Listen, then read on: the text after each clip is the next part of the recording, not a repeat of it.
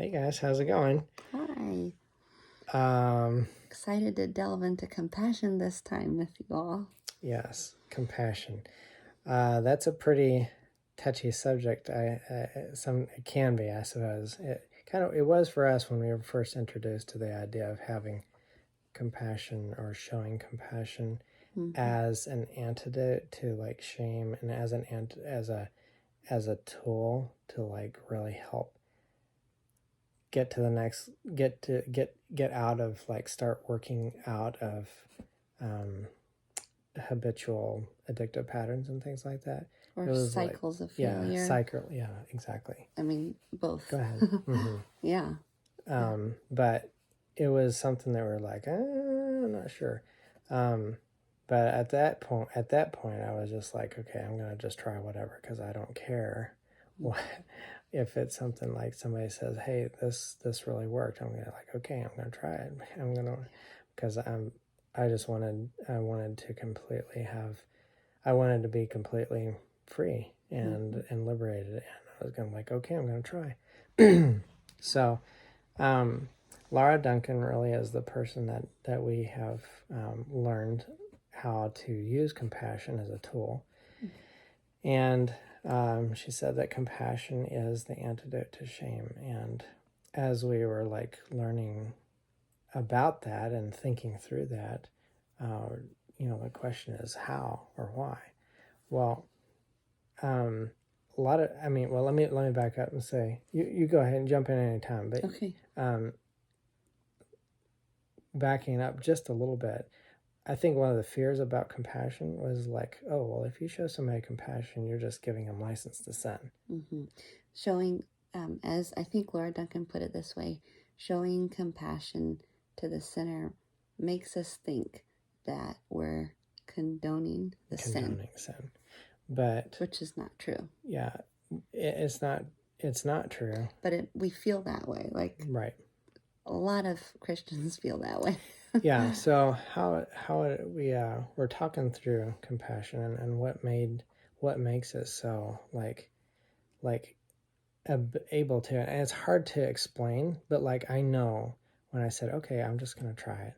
And I said, all right, I'm going to even give myself that. I'm going to even try to give myself compassion in the middle. I don't want to be here. I don't want to be stuck. That's right. You were saying when people really are wanting help and needing help, they're not looking for a license to sin. Like being given compassion in your mess is not going to put your mind into, oh, good, I can just keep going, because you're wanting to get out. You're wanting to move forward. It's not going to keep you stuck because you are stuck and you're trying to get out. Yeah. And compassion is actually that step out. Yeah. Yep. It is. Yeah, totally. You hit it right on the head. It's the stepping stool. It's one of the stepping stools that you can use to actually step out of the mire and the muck. Yeah. And it's like it's hard to explain how, but when I said okay, and I started receiving that, I was like, it's legit. I can actually get to the next level. And I think maybe that's just like the miracle of Jesus, and Jesus' healing and Jesus' transformation. Maybe that's the miracle part of it.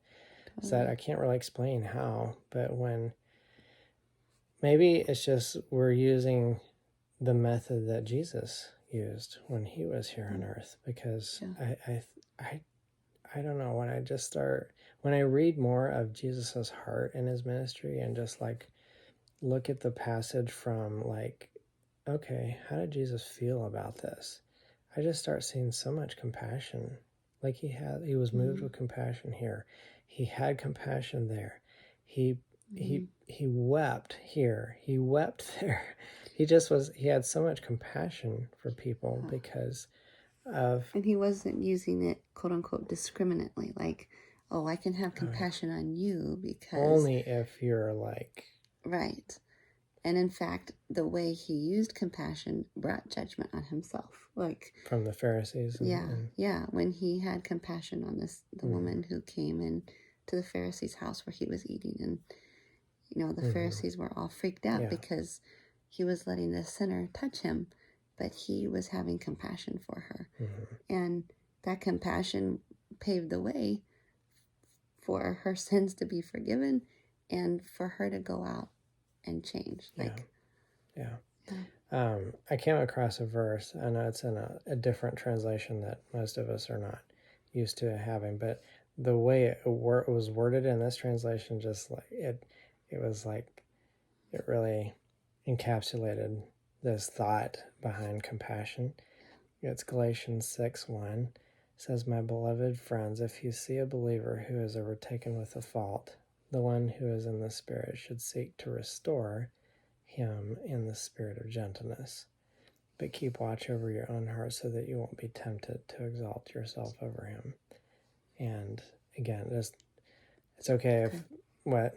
It's really good. Yeah, that's it. Just to me, it just was like, I just really liked it because it showed the compassion in that part of it, and it just like that spirit of gentleness, and really coming alongside as a Barnabas, I guess, and just being like, you know what, I'll just be with you, and you can take the time that you need to let's walk out of this mess together. That kind of thing, that compassion, walk out of this mess together. And if you're not with someone and you're just like, well, you can show yourself that compassion by like, okay, I'll walk with kind of like, I'll walk with myself out of this mess. But really it's like, it's inviting the compassion of Jesus. I think that's what we're trying to say. Well, just like our coach Spencer prayed last night, that God doesn't require us to clean up our messes before we come to him. Like, God wants us to come to him with our messes. I mean, and he came to us before, while we were still sinners, Christ died for us.